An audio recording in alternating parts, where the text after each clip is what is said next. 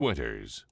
And welcome back to the morning show. And joining us in studio this morning, gubernatorial candidate for the state of New Mexico, Republican representing, or hoping to represent the Republican Party here. Jay Block with us this morning. Morning, sir. How you doing today? Good morning, sir. Thank you for having me here in beautiful Roswell. Well, thanks for spending some time with us. I know. Well, I get down here a lot, trust me. Well, I know life as a candidate, you spend a lot of time getting frequent flyer or frequent driving miles. Yeah. Probably some hotel points and everything else. A lot of gas station sandwiches, which my campaign staff makes fun of me for eating. So, yeah. Hey, egg salad's good as long as the date's on there. All right? Yeah, You're as good long to as go. no one else is in the car. That's right. Well, let's start with a little bit of background. Tell folks a little bit about Jay Block here. Yeah, originally from Manchester, New Hampshire. It's an Okay. old mill textile town. I grew up in probably one of the worst neighborhoods in the city. I grew up in a 3-decker apartment building there. My mother, unfortunately, was a drug addict, alcoholic. She was also a truck driver. My dad was a blue-collar guy. I had a severe learning disability of dyslexia as well as a young kid I had to overcome. And later on in high school, unfortunately, my parents were arrested for drugs and lost their jobs. So that was kind of my background. And So your foundation's probably a little different than most people here, or at least the leading up to building your foundation. a little bit, but it was a blessing. I mean, I couldn't have asked for a better childhood in some ways because it really helped me work very hard and kind of stay focused to better my circumstances in life. So in high school, I didn't have any money. My family didn't have money, so I enlisted in the Air Force Reserve in Massachusetts. Went to basic training in tech school and came back, and then left a few months later for North Dakota at North Dakota State University and got into the Air National Guard there in Fargo. And it was my goal and my dream to become an Air Force officer, and I graduated with my undergrad degree. And I went off to the nuclear track. Basically, I was the guy with the nuclear codes for the country, doing nuclear alert for Minuteman III nuclear missiles. Interesting. I did that, which was, amazing considering my background. I remember sitting underground in Montana thinking, I'm just a kid from a poor, lower middle-class neighborhood, and here I am. Later on in the Air Force, I was honored to represent our country by being the senior officer and commander on foreign soil twice for a NATO nuclear mission in the Netherlands, and then had a rough assignment down in the South Atlantic on a British island for 13 months where it was just beautiful and scuba diving and fishing. Typical Air Force job. Also did my... That's a remote tour, right? That was a remote tour for 13 months. Yeah, I took my cat, and I got to meet John Travolta, who was passing through the island as well, which was kind of a neat thing. He was probably flying in. He was. Yeah. He flew in on his Qantas jet, and I had an interesting few hours with Mr. Travolta and his family. And went off to the Pentagon after that to be on the air staff doing nuclear policy. And a little bit earlier, I volunteered. I didn't have to go, but I volunteered to go to Afghanistan in 2005 and 2006. And I was working for some senior leaders in the Ministry of Defense there in Kabul, which has been in the news a lot lately. Mm-hmm. But probably the most rewarding time in my military career was organizing and commanding numerous humanitarian missions around Kabul. And, I tell people have asked, what's the best time you ever had in the military in your career of 25 years? And probably about just 10 seconds. Okay. It was driving down the street in Kabul, and a little girl was walking to school in a school uniform, a little Afghan girl. And I'll always remember that. And, now with what's going on there because of, this idiot this guy in the White House, Mm-hmm. I just wonder what happened to that little girl. And I have a family there. I was in the news on KOB last month. I'm trying to get my interpreter's family out. So you're involved heavily with that. Yeah. And still work. It's It's been very painful. I mean, I've been home for 15 years. I'm the only combat vet in the race running for governor. And I take a lot of that, I carry a lot of that with me to this day. Yeah. Well, thank you for your service. And as a vet myself, I know exactly. What branch? Air Force as well. Oh, God bless you, Ben. I knew I liked you. That's how I ended up here in New Mexico. I was a weapons troop, actually. I was a bomb loader in 117s when they were Holloman. Yeah, they called them, I think, 461s or 462s back in the day. Yeah, they were. Well, they flipped over to 2W1s. 2W1s, when I yeah. was in there. But yeah, I've been a commander of 2W1s and 2WOs and 2W1s and 2W2s. Oh yeah, I was a 3-man in there, and I working the flight line. Oh yeah, it's fun stuff. Well, I moved here in New Mexico in 2015. How'd you end up in New Mexico? I was the deputy group commander over at Spangdahlem for the NATO nuclear mission. It's a beautiful base, by the way. Yeah, and I ended up coming to Kirtland Air Force Base. It was a place I wanted to come to, and I knew I'd retire, so I retired as a lieutenant colonel. Got recruited by private industry.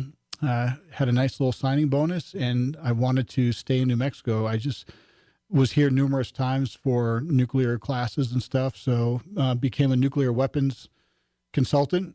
And at the same time, in 2016, when I retired as a lieutenant colonel, I ended up wanting to serve the community in some capacity. So I thought I'd go into politics. Yeah, something safe. Something safe, yeah. And it's more toxic than nuclear weapons, I'll tell you that. But I've had a chip on my shoulder. I've been the underdog for many times in my life. Sure. And I ran for Sandoval County Commissioner, which was a very blue county, and my district was gerrymandered. A Republican never won, and I was going up against a well-known, well-liked incumbent, and I beat her and turned the county red, Republican for the very first time. And this is one of the things I love about Chavez County is when I passed right to work up there in 2018 as the first county in the history of the state to do that. Our good friends down here in Chavez County helped us out and passed it. In fact, 10 counties passed it before the roundhouse and the governor killed it. Well, we always feel kind of like an island out here on southeast New Mexico. Us and probably Four Corners area. I mean, it's just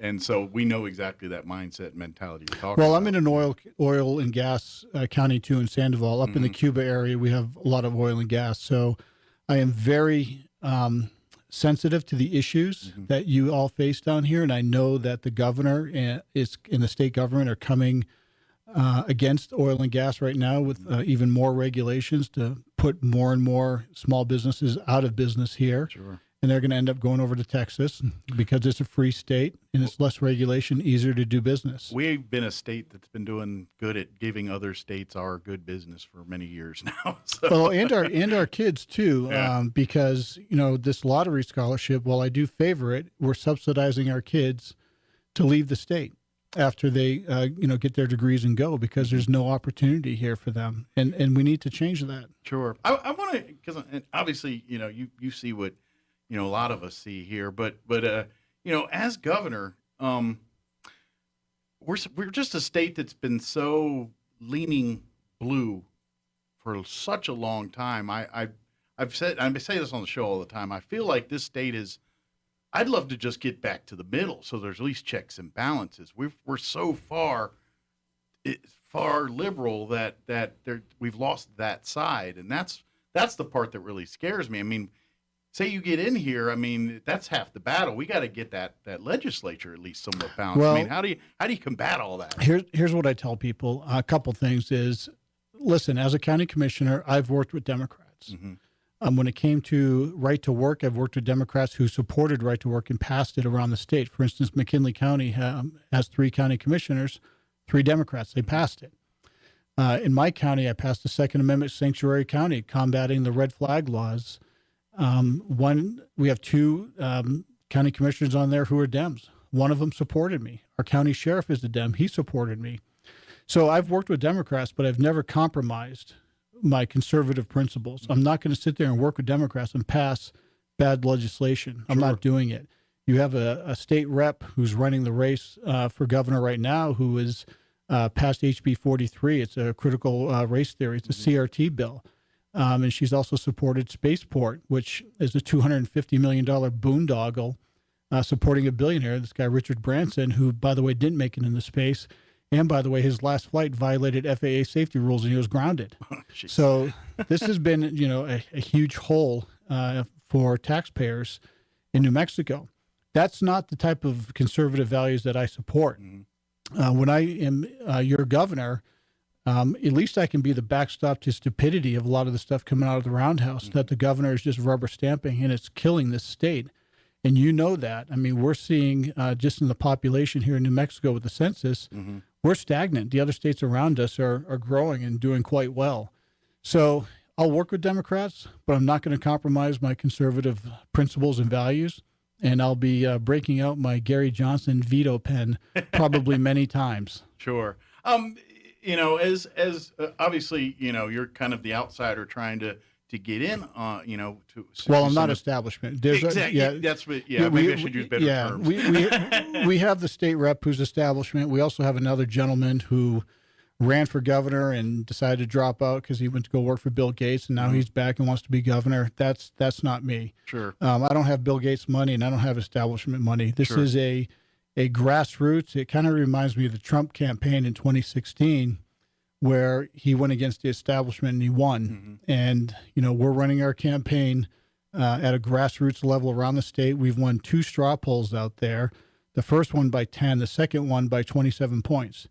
Our message is resonating across New Mexico. This is why our campaign is gaining momentum. We might not have the money as the other candidates, but we have the message. And that message is, when I'm governor, I'm going to do a few things right away. I'm going to sign executive orders banning vaccine passports, banning the vaccine mandate, banning the mask mandate, banning critical race theory, bringing the Guard back down to the border, reimbursing every church, business, and person who was fined under the governor's tyrannical COVID mandates, where they had to pay money to the state because they violated that, when this governor was a complete hypocrite and violated those mandates herself. Sure.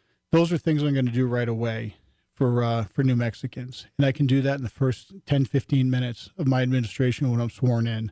And you're going to feel it right away. You're going to feel your freedoms coming back to you. You're going to feel like the government is not there to be vindictive or to come harass you at your small business. I get that. I've heard so many horror stories around the state, even in my hometown of Rio Rancho. And it's disgusting what the state government, what the governor has done to New Mexicans, and that stops when I'm elected. I kind of want to ask, since we're talking about this area too, another area of contention in our state right now is our education system and things. And obviously the governor it's made 50th. a change here. I mean, aren't you great with 50th? That's awesome, isn't it? So, kind of want to ask you, if you thought about how you want to tackle the problems we have on education. Absolutely. I'm the only candidate to have the 2019 New Mexico Teacher of the Year. Jessica Sanders endorsed me in my education plan. In fact, she went out to Washington, D.C. and met with President Trump to talk about education in New Mexico. People around here know who she is. Very familiar with her. Do they know Jessica? She's, she taught here in this area. Okay, she's awesome. That's right. So she lives in Rio Rancho now. She moved, but I think she got the award while teaching here and then moved up there, I think. Don't quote me on that, but we're familiar with her. She did, but we're going to keep her in Rio Rancho. Yeah. You got a great ass. We definitely. She's phenomenal. Well, so one of the things I want to do is we have to have, in my opinion, government schools should be competing with private schools, charter schools, home schools. And I think we have to start doing that because it makes our students and teachers better. I think we have to give parents a lot more flexibility and a lot more power when it comes to one of the most important decisions that parents make is the education of their children. And they don't have that right now. So we need school choice. We need school vouchers. I understand the rural areas are different, but we totally have to. I'm not accepting the status quo with education in New Mexico. I'm not doing it. Clearly, that's not working. It's not working, and I'm not going to accept that.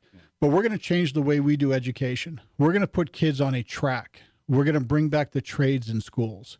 If kids want to go and be electricians or welders or auto mechanics, we're going to do that. And kids are also going to be out in private industry working 1 or 2 days a week, getting that hands-on experience with the academic experience in schools. We want to prepare students for the real world. And right now, we're not doing it. We're not holding them accountable K through 8 when, we should be really focused on the foundation of reading, writing, and arithmetic. And from there, you build on those skills that you should have to go down your track, if it's going to be the trades or maybe finance or science or liberal arts or medical even. That's what I want to focus on. So when you come out of high school, you are prepared. Maybe you even have a certificate where you're a welder. You can go into the oil fields and make a ton of money instead of living in, mom and dad's basement playing Xbox or something. That's important to me, to prepare our young men and women that are coming out, or young kids coming out of high school, Sure. to be better prepared. I want to change gears one more time. Another hot topic issue that people talk about. Whoever our next governor is, Well, it's me. will have to deal with this cannabis stuff. Now that it's become law, it sounds like the state wants to make it law, but has no plan of action on how to actually implement this thing. Yeah, this what, was What awful. are your thoughts? And what, as governor, do you try to get rid of this? Do you say, well, we already got it, we got to make something to do with it? What are your thoughts on it? So this is on the books. This is state law. We got it. But I'm a local government control type of guy as a county commissioner. I think we should let the counties and the municipalities work it through their planning and zoning commissions. Let them work it. They know their communities better than I do. Sure.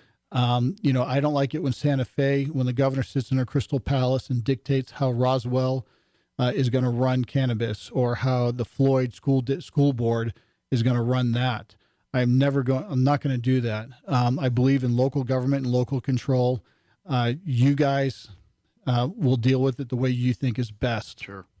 Yeah. And then I guess just for the oversight when because that's another thing. And this is New Mexico. And I've lived here about 20 plus years now. So I've been here almost as long as I've been, anywhere else, and Same here. I've lived in New Mexico longer than anywhere in my adult life since I left New Hampshire after high school. So it grows on you.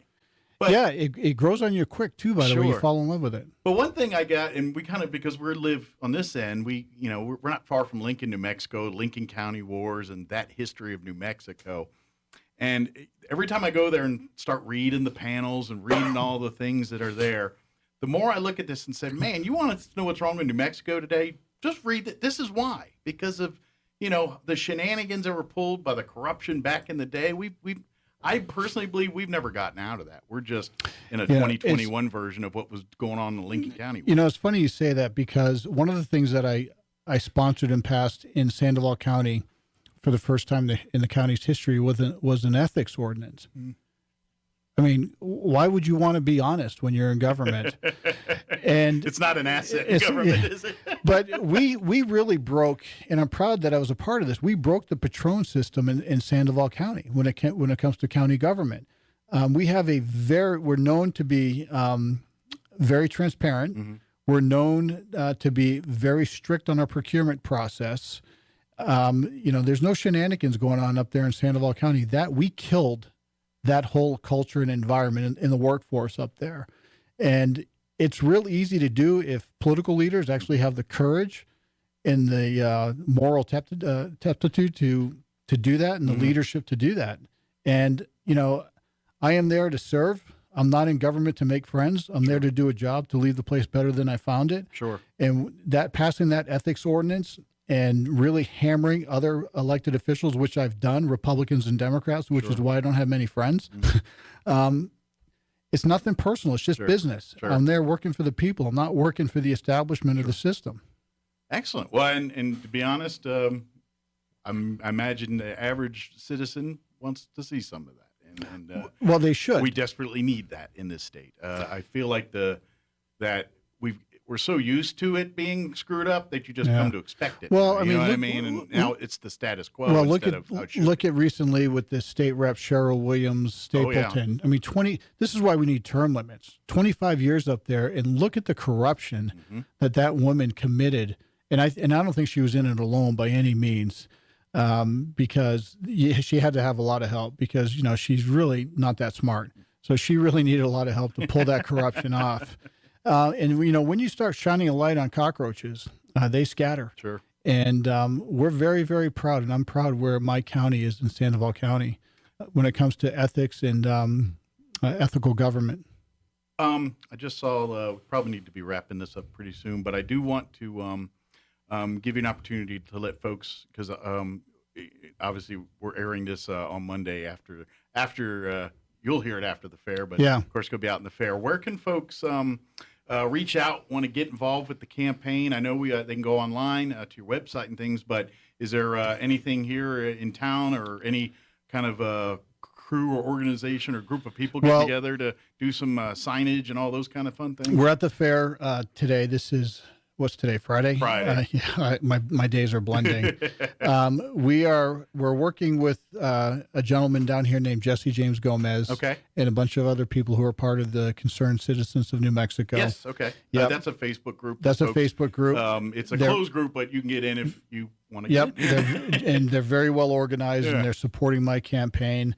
But if you go to block 4 FOR newmexico.com, Okay. please sign up on our email list. Okay. And you can see our events, but please donate. I mean, anything helps to donate. I'd greatly appreciate that. Yeah, you're competing against bigger war chests, and I am. Unfortunately, how our system works right now, the bigger war chest gets the bigger platform. Well, the bigger war chest doesn't mean the best candidate, because these candidates that I'm running against, I'm not scared of them. They're nobodies. They're nothing. I'm the guy to beat in this race. I'm the only one that can take on MLG. The others are, they got some issues of their own. They're soft. They don't have a very good conservative record, or, they're tied to Bill Gates. That's not what New Mexicans want. New Mexicans want somebody who's a fighter. And I'm the only candidate who has leadership in the military, private industry, elected office, and I've never lost an election in the great state of New Mexico. And people know that Commissioner Jay Block is a fighter, and I've gone against so many people and won every single time. I've never lost a political fight, because I have no problem standing up and taking my shots against them for the people of New Mexico. Well, we do appreciate you spending some time here. Again, go to your website. Block4newmexico.com. And, of course, if you're a Facebook user, Jay Block does have a Facebook page you can like and follow.